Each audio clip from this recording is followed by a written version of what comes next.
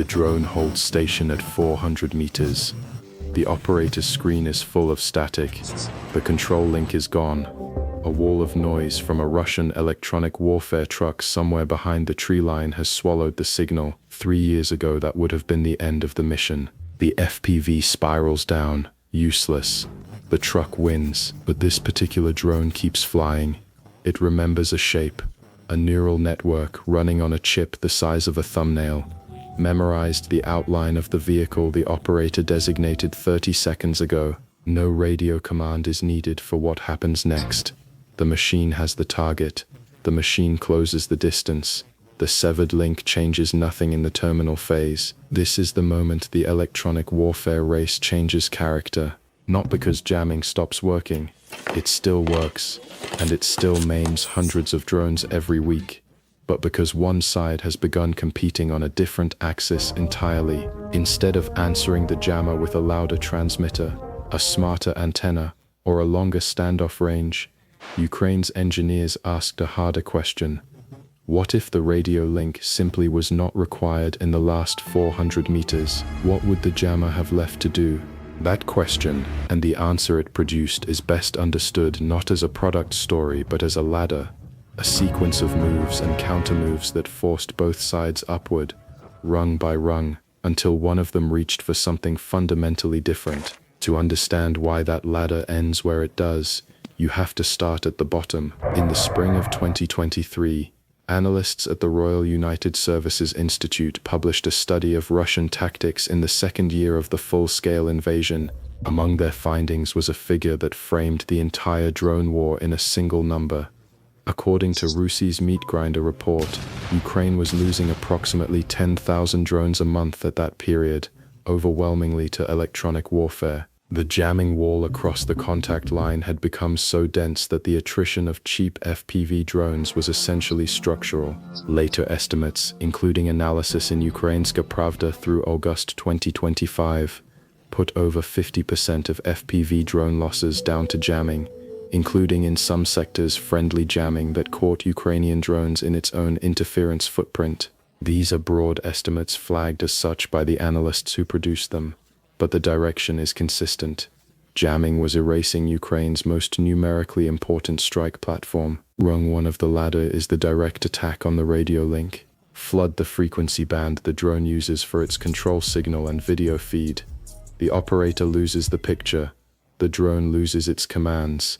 It crashes or returns home on failsafe. Russian ground units ran this in layers. Big truck-mounted systems like Shipovnik Arrow out to approximately 10 kilometers, backed by cheap battery-powered trench jammers covering the last 50 to 100 meters. The combination gave Russian infantry a layered electronic canopy that made the early months of mass FPV deployment far less decisive than Ukraine had expected. Shipovnik Arrow and its capabilities are covered in a separate episode in this series. The structural response to Rung 1 is Rung 2. Stop fighting over the radio link and attack the navigation instead. If you can feed the weapon a false position rather than drowning its signal, you move the contest to a domain the attacker controls. Ukraine's Pokrova system, documented separately in this series, operates on this principle at national scale, spoofing GPS and GLONASS along the contact line to drag Shahed drones and cruise missiles off their programmed courses.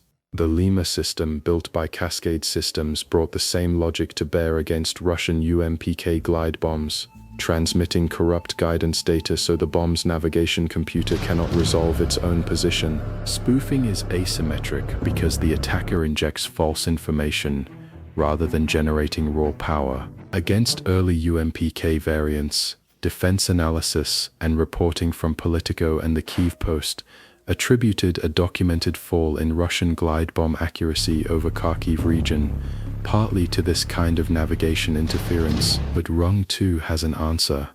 Rung 3 is hardening. Fit the weapon with an antenna system sophisticated enough to reject the spoofed signal. The Kometa antenna series, covered in the glide bomb EW race analysis in this series, represents this response. Starting around April 2025, Russian forces began fitting UMPK glide bombs with 12-channel controlled reception pattern antennas. A multi-element CRPA, can geometrically null out interference arriving from the ground while tracking the authentic satellite signal from above. Ukraine's spoofing advantage began to erode. The fourth rung is outranging the problem. If the jammer or spoofer sits on or near the front line, you extend the weapon's standoff range until it releases beyond the effective radius of the interference. Russian engineers developed extended-range UMPK glide kits. The UMPK PD variant reported to glide approximately 95 kilometers, allowing aircraft to release from well behind the contested airspace. Ukraine's drone fleet, meanwhile, explored fiber-optic FPVs that carry their control signal down a spool of cable rather than broadcasting it at all, removing the radio link physically rather than fighting over it. A separate episode in this series examines that approach in detail. So by mid-2025, the spectrum war had cycled through 4 rungs in roughly 3 years. Jam, spoof, harden the antenna, outrange the jammer. Each answer generates a counter. Each counter costs money and engineering time. The economics of the duel are not stable, and the side with fewer industrial resources has every incentive to look for a shortcut. The shortcut is rung 5, and it is qualitatively different from the 4 that came before. Every prior rung was still a contest over the radio link, or over the navigation signal the weapon depends on. Jamming fights the control channel. Spoofing fights the navigation channel. CRPA antennas fight the spoofer. Extended range repositions the shooter outside the jammer's coverage. All of these are moves in the same game, the spectrum game, where the prize is reliable communication between human and weapon. Rung 5 abandons that game in the terminal phase. What if the weapon does not need a communication channel in the final 400 to 500 meters? What if the machine has already been told what to hit, has the target's shape in memory, and can close the distance autonomously regardless of what the radio environment does? If the answer is yes, the jammer wins a Pyrrhic victory. It successfully severed the radio link. The terminal guidance no longer cares. Defense Express, the Ukrainian defense industry publication, articulated this in a 2025 analysis of automated terminal guidance systems. The concept: the operator guides the drone to the target area. Machine vision then enables autonomous engagement, specifically when jamming disrupts communications. The module's job is not to replace human judgment about what to hit. It is to survive the radio blackout in the last few hundred meters after the human has already made that judgment. The company that became the flagship public example of this capability is the Fourth Law, a Kyiv-based startup founded in 2023 by Yaroslav Aznyuk. Aznyuk's public profile: he co-founded PetCube, the consumer pet monitoring camera company, helps explain why the Fourth Law has been unusually transparent about its work in ways that combat-focused hardware developers typically are not. That transparency, combined with scale ambitions, produced an unusually well-documented paper trail for a weapons manufacturer operating in a live conflict. The company's product is the TFL-1 module. Per RBC Ukraine's November 2025 reporting, the module costs approximately $50 to $100, less than 10% of the cost of a typical FPV drone. According to the Defense Post and Next Gen Defense, also reporting in November 2025, it handles autonomous flight over the final 400 to 500 meters, specifically described as operating through terrain masking and what the reporting called electronic warfare curtain interference that would blind a human pilot attempting manual control at that range. The operating modes described publicly, per RBC Ukraine and Next Gen Defense, are a green manual tracking mode, a red AI targeting mode, and a blue neural network mode tuned for armored targets. Target selection remains a human act. The operator designates the vehicle on the screen. The module memorizes its outline. The machine executes. The decision of what to target has already been made before the autonomous phase begins. Defense Express was candid about 2 genuine limitations that should be stated clearly. First, the drone is still vulnerable to jamming before the operator designates the target. Autonomy covers only the terminal leg. If the electronic warfare environment is dense enough to prevent the operator from ever getting a clear picture to make the designation, The autonomous module does not help. Rung 5 moves the jamming problem.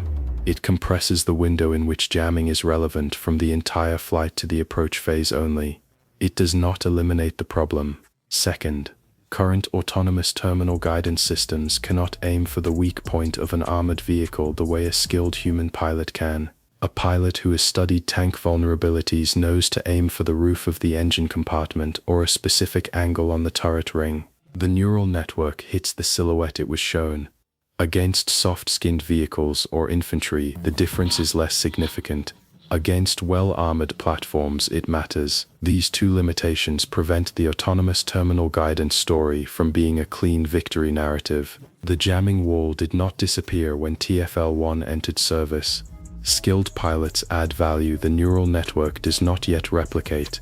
The timeline of deployment establishes what the on-the-ground verification looked like. According to the Fourth Law's public records, documented deployment with Ukrainian Defense Forces began in March 2025, with the 58th Motorized Infantry Brigade named as an early user. In July 2025, the company announced a funding round, amount undisclosed, investors described as coming from the European Union, the United States and Canada, and simultaneously unveiled the TFL-1 publicly, describing plans for production of hundreds of thousands of units monthly and licensing to over a dozen major FPV manufacturers.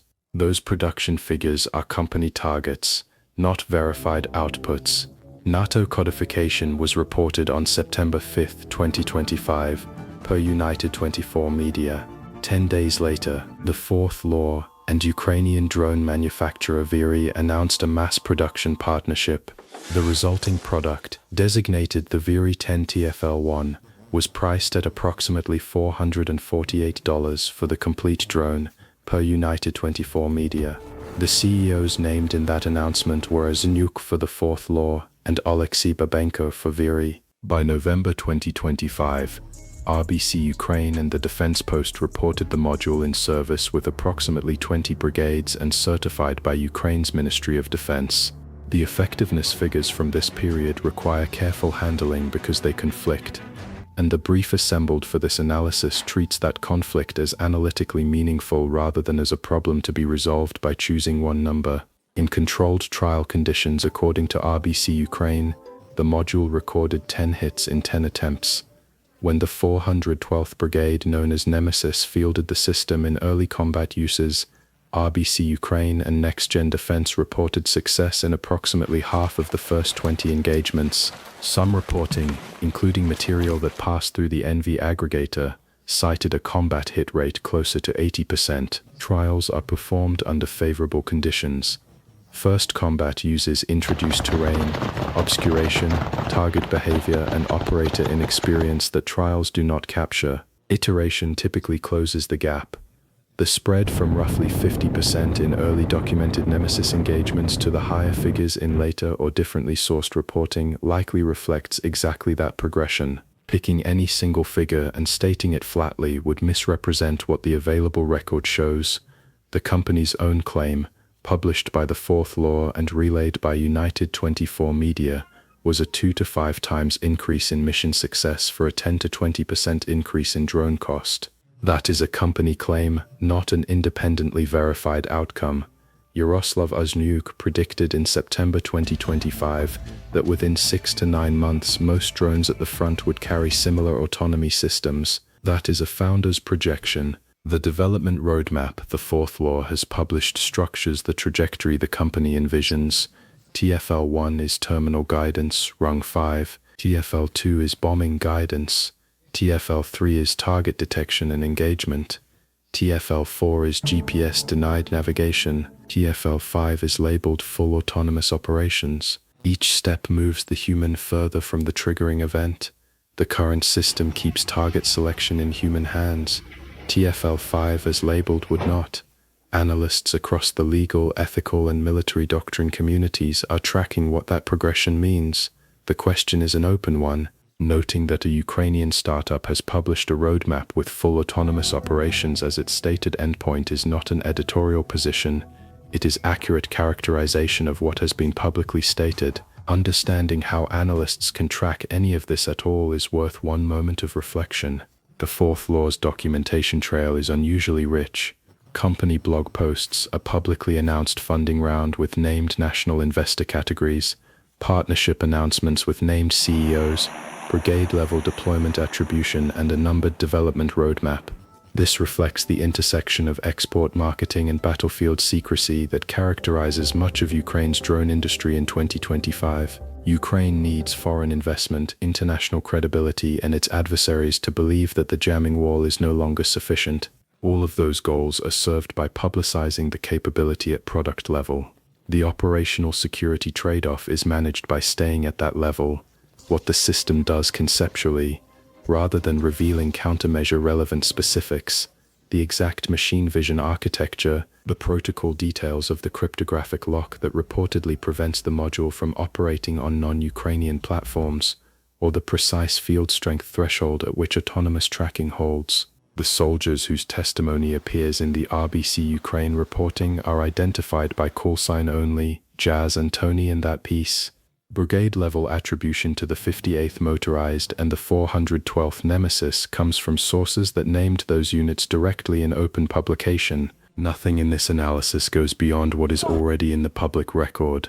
What the product-level story says, when you step back from the TFL-1 specifically, is that the EW race arrived at a structural branching point. For approximately 3 years, every adaptation in the Spectrum War operated within the same basic framework: transmitter versus transmitter, signal versus counter-signal, antenna gain versus interferer power. The contest was expensive for both sides, the advantage was always temporary, and the scale of investment required to stay competitive kept escalating. The autonomy approach exits that contest in the phase of flight where it was most acute. The Defender's jammer still works. It still disrupts the control link. The operator still loses the picture in those last few hundred meters, but the weapon no longer needs the operator's picture there. The jammer wins its local technical contest and loses the strategic one. The economics are striking. A truck-mounted EW complex with the footprint and logistics tail of a Shipovnik Arrow, a fielded network of Lima-type spoofing systems, a multi-element CRPA antenna suite. These represent investments in the tens of thousands to hundreds of thousands of dollars per unit. The TFL-1 costs $50 to $100, less than 10% of the FPV it rides. The countermeasure to a jammer that may cost more than a new car is, in the terminal phase, a chip and a neural network that costs less than a restaurant meal. That cost asymmetry matters more than the hit rate variance. Whether real combat effectiveness settles nearer the 50% of early Nemesis engagements, or the higher figures in later reporting, the input cost is a fraction of what either side has already spent on the Spectrum infrastructure designed to make terminal guidance reliable. Rung 5 does not answer every part of that problem. Defense Express was clear on the pre-lock and weak point limitations, but it answers the terminal phase at a cost that changes the calculus of the contest. If onboard autonomy is the structural answer to jamming, both sides face the same incentive. The engineers on the Russian side read the same physics. A weapon that does not need a radio link in its terminal phase is as useful for a Russian platform as for a Ukrainian one. The advantage any given implementation provides is, as with every prior rung, temporary. The question is which side fields the capability faster, at what cost per unit, and how quickly the other side develops countermeasures, whether that means defeating the machine vision lock, deploying decoys that confuse the target recognition algorithm, or reaching their own rung 5 capability. Fiber optics, covered separately in this series, answers the same jamming wall through physical rather than computational means. A cable cannot be jammed, but it constrains range, speed, and maneuverability in ways onboard autonomy does not. These are not competing solutions in the field. They coexist, addressing different operational niches. The fiber optic FPV excels where range can be sacrificed for absolute RF immunity. The autonomous terminal guidance module extends a conventionally radio-controlled drone by compressing the jammer's effective window rather than eliminating it. What this period, roughly 2023 to 2025, will likely be recorded as in the technical history of drone warfare, is the moment when machine vision guidance transitioned from developmental research to fielded commodity, when the manufacturing infrastructure, compute cost, and software ecosystem matured to the point where a Kyiv startup could credibly announce licensing to over a dozen FPV manufacturers and production ambitions measured in hundreds of thousands of units per month. That transition happened in the specific context of a jamming environment so dense it was destroying 10,000 drones a month and erasing the operational value of an entire weapons category. Necessity and industrial capacity arrived at the same moment. The RUSI figure from spring 2023, 10,000 drone losses per month, is the baseline against which everything else in this analysis should be read. That was the scale of the problem. The Rung 5 answer costs $50 a drone. The honest summary, consistent with Defense Express's analysis and the public record of TFL-1's deployment, is this: autonomous terminal guidance is a significant partial answer to a multi-dimensional problem, not a comprehensive one. It resolves the terminal phase jamming problem at low cost, while leaving the pre-designation phase exposed and sacrificing a skilled pilot's ability to aim for a target's specific vulnerability. In the specific window it addresses, it shifts the contest in ways the prior 4 rungs did not. For 3 years, jamming dominated that window. The structural response to domination at one level is to exit that level and compete somewhere else. The chip and the neural network are the exit. What comes next on the ladder, neither side has finished building yet.